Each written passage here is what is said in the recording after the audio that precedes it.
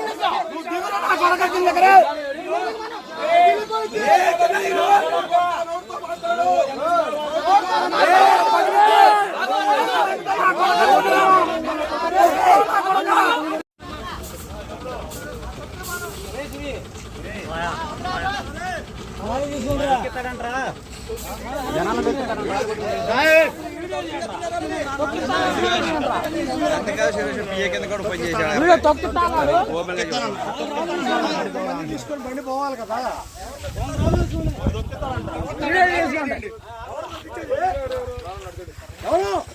ఎవరు ఇచ్చేది